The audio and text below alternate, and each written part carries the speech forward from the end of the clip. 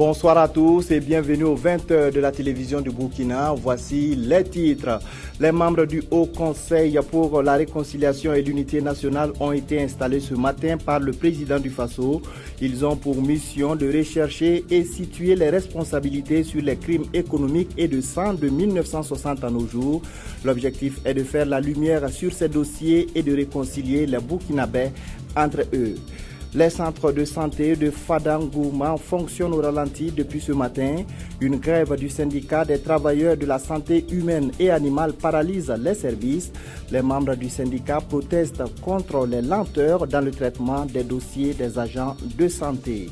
La problématique de l'accès à l'eau potable remise au bout du jour à l'occasion de la Journée mondiale de l'eau célébrée chaque 22 mars. Eau et emploi, c'est le thème de l'édition 2016 commémorée à Napalgué dans le BAM. 400 forages ont été remis aux populations de 3 régions du Burkina. Composé, entre autres, de juristes, d'autorités coutumières et religieuses, d'acteurs de la société civile, de médias et de forces de défense et de sécurité, les membres du Haut Conseil pour la réconciliation nationale ont été officiellement installés ce matin au palais de Kossiam par le président du Faso. Ils ont la lourde tâche d'assurer le traitement de plus de 5000 dossiers de crimes économiques et de sang qui n'ont pas fait l'objet d'un traitement satisfaisant en justice. L'ambition est d'aboutir à la vérité, à la justice et à la réconciliation de tous les Burkinabés. Le point avec Frédéric Etienne Bassenga. Ils sont 21 et ils ont la lourde tâche de réconcilier tous les Burkinabés. Après la prestation de serment de ses membres le 10 février dernier, le Haut Conseil pour la réconciliation et l'unité nationale peut maintenant se mettre au travail avec l'onction du président du Faso. À cette cérémonie d'installation ce matin à Kossiam, le président du Haut Conseil a reconnu le chantier difficile, mais tout aussi exaltant. Lui et ses collègues entendent travailler sous le triptyque vérité, justice et réconciliation. Plus de 5000 dossiers déjà recensés et qui ne devront pas rester dans les tiroirs sont autant d'affaires pendantes qui nous attendent. Dans son fonctionnement, le Haut Conseil, qui ne remplace pas le système judiciaire formel, invitera celui-ci à l'appuyer fortement de ses compétences et de ses expertises. Dans son fonctionnement encore, le Haut Conseil puisera dans tous les atouts de la justice transitionnelle, ainsi que dans ceux des mécanismes palliatifs en usage dans nos sociétés. Pour le président du Faso, il faut forcément gagner. Le Haut Conseil doit créer les conditions les plus favorables à la réconciliation et à l'unité nationale, mais pas seulement. Au-delà du traitement des cas spécifiques des crimes de sang, des crimes politiques, des crimes économiques et des traumatismes divers dont il faut éviter la récidive, il est utile et indispensable d'appréhender les causes de ces transgressions et d'en éradiquer les germes et les causes depuis leur racine. En un mot, la nation demande au Haut Conseil pour la réconciliation et l'unité nationale d'établir un ordre nouveau, débarrassé des violences de diverses natures et d'atteintes variées aux droits humains. Rochma Christian Kaboré a aussi demandé au Haut Conseil de s'approprier les conclusions du Collège des sages ainsi que celles de la Commission de réconciliation nationale et des réformes. Pour lui, ces deux conclusions sont un diagnostic des sujets, des sources de fractures et de crises qui minent le Burkina Faso. La 134e Assemblée de l'Union interparlementaire se tient actuellement à Lusaka, en Zambie. Le président de l'Assemblée nationale du Burkina, Salif Diallo, a livré devant les députés du monde entier un discours dans lequel il a parlé de l'attachement de la jeunesse burkinabé aux valeurs démocratiques. Les travaux de cette Assemblée se tiennent sous le thème « Rajeunir la démocratie, donner la parole aux jeunes ». On écoute un extrait du discours du président de l'Assemblée nationale burkinabé. Ce thème, loin d'être un simple concept d'école ou une vue de l'esprit, cadre parfaitement avec les réalités africaines. Et l'exemple burkinabé est une brillante illustration. En effet, tout un chacun a pu suivre le développement de la crise sociopolitique consécutive aux tentatives de patrimonialisation du pouvoir d'État au Burkina Faso. Cette crise est intervenue à la suite du refus de l'alternance par le président en place et son obstination à vouloir modifier la loi fondamentale pour demeurer ad vitam aeternam au pouvoir. Dans un sursaut patriotique inébranlable, notre peuple a rejeté avec fermeté cette forfaiture contre la démocratie. La jeunesse a constitué le fer de lance de ce mouvement. Elle a été à l'avant-garde de ce combat de notre peuple pour plus de liberté et de démocratie. L'Union pour le progrès et le changement UPC s'est prononcée sur la répartition des postes à l'Assemblée nationale. Une conférence de presse aux allures de réponse aux déclarations de l'UNUR PS sur la question. Hassan Gouragou, Moumouni Barou. Après la mise en place des différentes commissions parlementaires au sein du bureau de l'Assemblée nationale, l'UPC, au nom de l'opposition, s'était insurgé contre l'accaparement des postes par le Parlement. La réplique ne s'est pas fait attendre par l'UNUR PS. Elle a, selon l'UPC, condamné les propos relatifs à un accaparement de postes. On aurait compris que le MPP, à travers ses députés, puisse tenir de tels propos, on l'aurait accepté. Mais qu'un appendice de la majorité puisse se permettre, parce que on a bradé, j'allais dire à la limite, notre dignité. Le MPP a conquis le pouvoir d'État par les urnes. Et je pense que c'est son bon droit si le MPP tient certains propos. L'UPC affirme n'avoir jamais fait la bagarre autour du partage de postes, contrairement à certains propos. L'opposition que nous constituons, l'UPC, avait pour souci d'aller à la soupe, de conquérir des postes. Il était plus facile avec les 33 députés de l'UPC de s'allier avec le MPP, et le MPP n'allait pas avoir besoin de s'allier avec des petits partis. L'UPC s'est également prononcé sur la situation nationale, notamment celle de Kokolo-Ouégo. Et selon elle, rien ne justifie la création de ces structures locales d'autodéfense qui, à la longue, pourraient être incontrôlables. Les membres du syndicat des travailleurs de la santé humaine et animale de la région de l'Est ont entamé une grève de 48 heures ce matin. Conséquence, les centres de santé ont fonctionné au ralenti. Le SYNCHA exige le traitement des dossiers des agents de santé de la région. Le constat de la grève avec Aimé Douamba et Lambert Soma.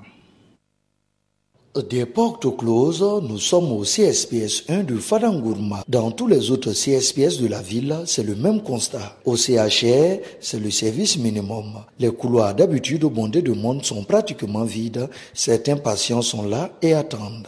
C'est seul le service minimum là qui fonctionne. Et jusqu'à maintenant, j'ai une équipe composée du DRH et du DCO qui sont en train toujours de faire les constats dans les services. Donc, c'est quand ils vont finir leur ronde, on pourra avoir en tout cas un rapport complet de cette matinée.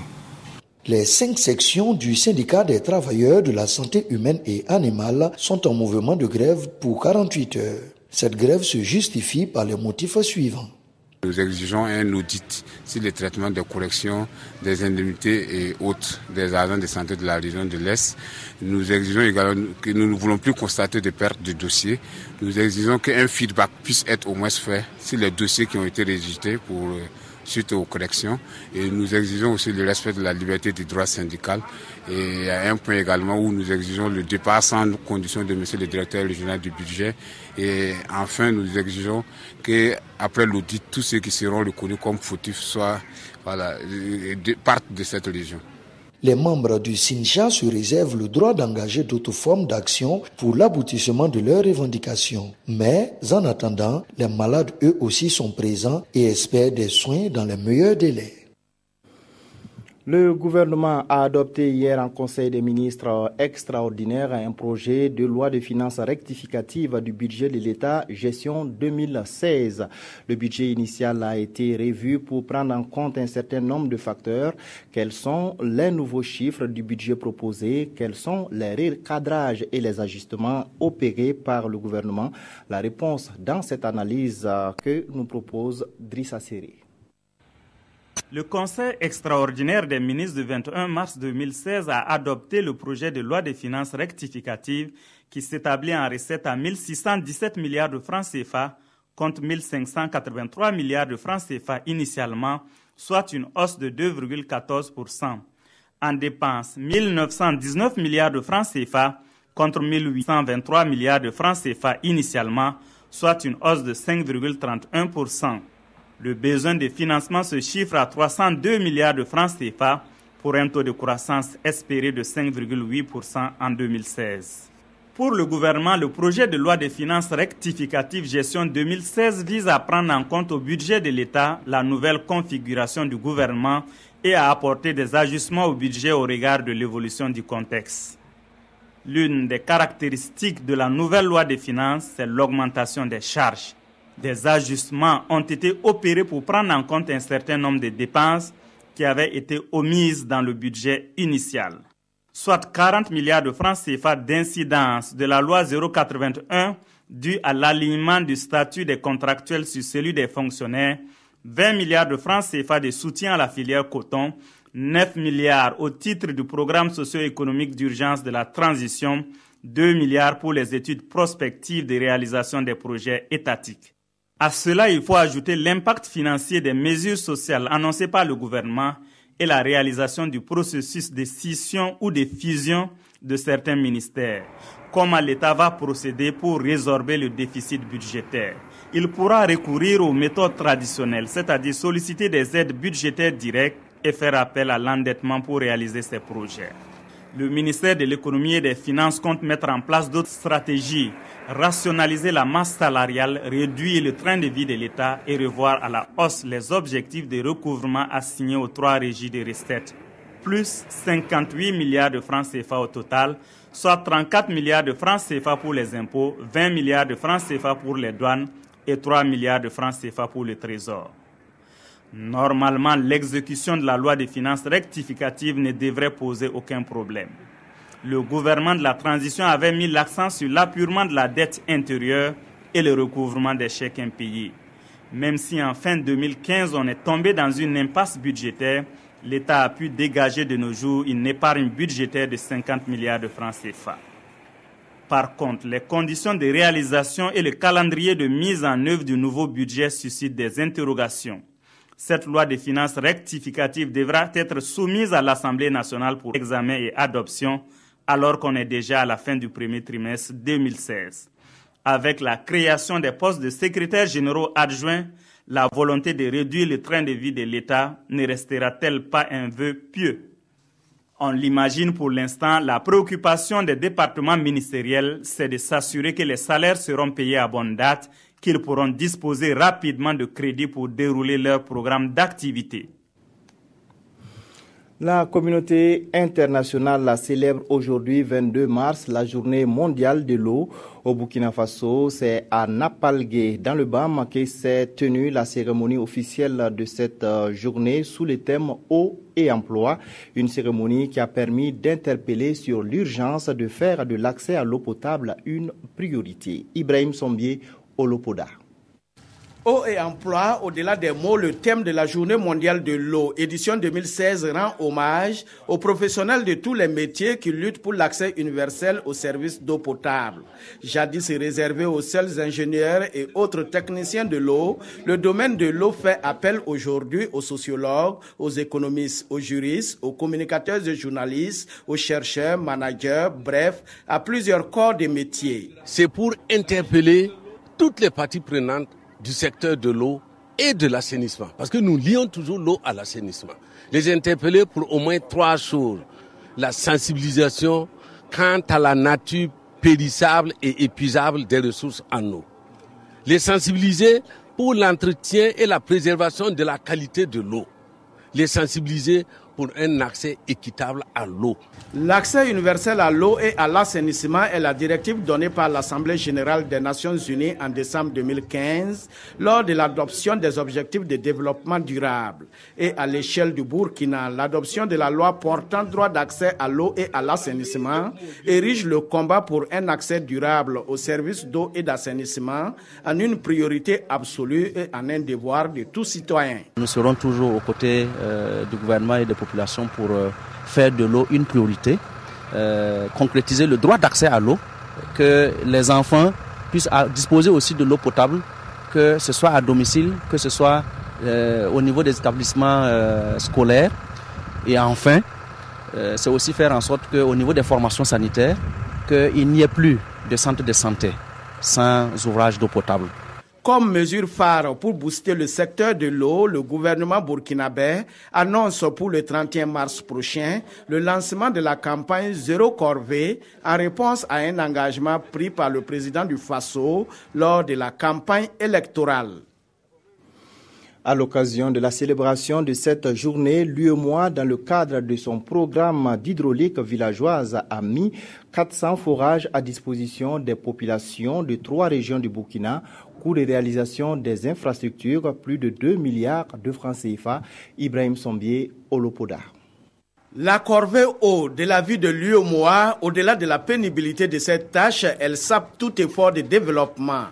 En un mot, c'est un drame humain auquel l'Union économique et monétaire ouest-africaine ne veut assister impuissant.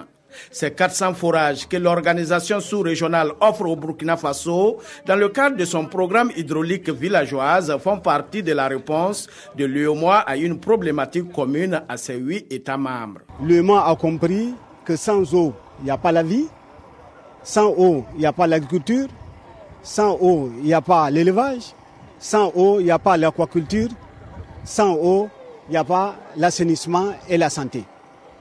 Donc voilà pourquoi depuis le 2006, l'UEMOA en collaboration avec l'AFD a conduit un vaste programme de programme hydraulique villageoise dans les 8 États membres de l'UEMOA. Le geste est grand, tout comme sa portée. Le ministre de l'eau et de l'assainissement ne tarit pas d'éloges à l'endroit de l'UEMOA dont l'action touche un secteur vital pour le développement. Ça participe à l'amélioration de l'accès à l'eau potable pour les populations et pour aussi nos bétails.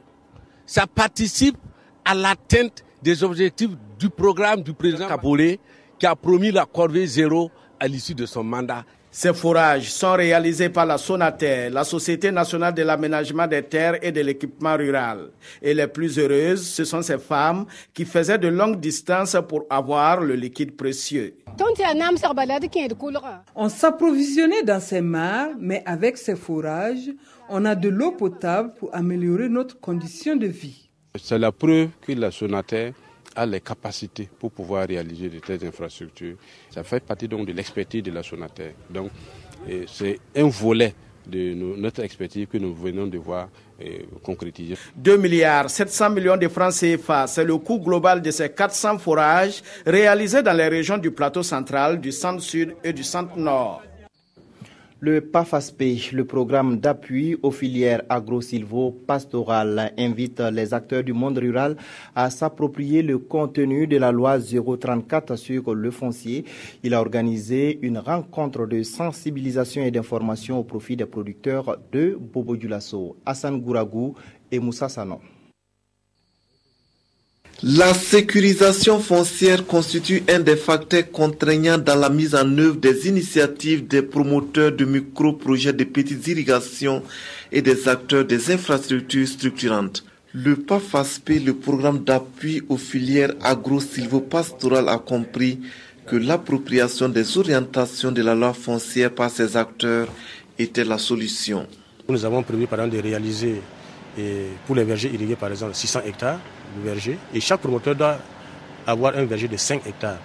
Vous imaginez donc que si vous investissez dans 5 hectares, et vous n'avez pas la sécurisation de votre terrain, ça pose problème. Il s'agit donc pour les PAFASP de donner l'information la plus large possible à ces acteurs afin de les amener à se mettre en règle vis-à-vis de la loi. Sans la sécurisation de nos domaines, on ne peut pas faire de grands investissements.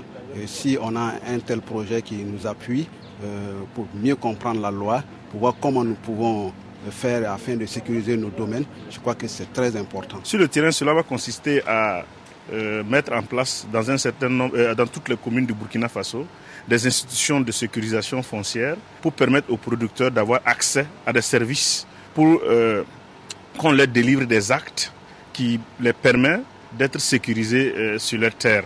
Cette rencontre sur l'appropriation de la loi 034 par les acteurs du monde rural constitue le dernier des 3 ateliers que le PAFASP organise. Comment impliquer les communautés locales dans la gestion des établissements pénitentiaires? La question est au centre d'une rencontre de réflexion qui se tient à Koudougou sous l'égide du ministère en charge de la justice et des droits humains. Roger Kam, Ramatouzida.